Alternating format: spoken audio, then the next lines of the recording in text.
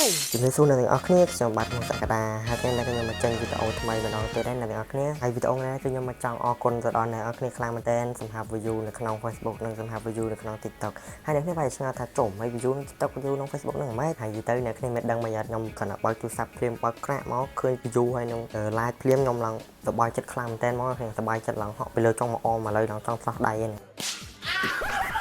ហើយតែគឺខ្ញុំពិតជាអរគុណដល់អ្នកគ្នានៅក្នុង Facebook ដែលតែងតែជួយចុច like ខ្ញុំណាអ្នកគ្នាហើយ view នៅក្នុង Facebook ខ្ញុំគឺខ្ញុំទទួលបានរហូតដល់ 85k អ្នកគ្នាវ៉ាវ full respect មកអរគុណអ្នកគ្នាខ្លាំងមែនតើហើយសម្រាប់ view នៅក្នុង TikTok វិញគឺខ្ញុំទទួលបាន 100k ជាងអ្នកគ្នានិយាយទៅខ្ញុំមិនដែលទទួលបានចឹងតាមពីដើមមកតាមខ្ញុំធ្វើវីដេអូមកដំបូងគឺខ្ញុំមិនដែលទទួលបានថា view ច្រើនដល់ថ្នាក់ហ្នឹងនិយាយទៅបើសម្រាប់គេ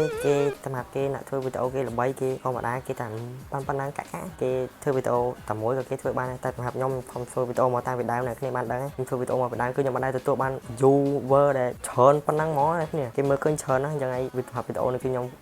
សូមអរគុណអ្នកគ្នាអរគុណខ្លាំងមកអរគុណហើយទៅវីដេអូថ្ងៃនេះគឺខ្ញុំមកចង់ប្រាប់អ្នកគ្នាតែប៉ុណ្្នឹងហើយខ្ញុំសង្ឃឹមថាអ្នកគ្នានៅតែជួយគាំទ្រខ្ញុំជួយចុច like ចូលមើលវីដេអូរបស់ខ្ញុំចឹងហើយជាចុងក្រោយខ្ញុំមានតែពាក្យអរគុណទៅដល់អ្នកគ្នាដែលបានតាមដានវីដេអូរបស់ខ្ញុំអរគុណអ្នកគ្នាអរគុណហើយវីដេអូពាក្យអរគុណរបស់ខ្ញុំគឺមានតែពាក្យជូនពរអ្នកគ្នាមានសុខភាពល្អសំណាងល្អរកស៊ីទទួលទានមានបានហើយក៏សូមនៅអ្នកគ្នាជួបនៅពុទ្ធពរទាំង4ប្រការគឺអាយុវណ្ណៈសុខៈបលៈកុំបីឃ្លៀងឃ្លាតឡើយសូមអរគុណអ្នកគ្នាអាម៉េចទេបាយបាយអ្នកគ្នាវីដេអូរបស់ខ្ញុំគឺមានតែប៉ុណ្្នឹងឯងសូមអរគុណអ្នកគ្នាអូ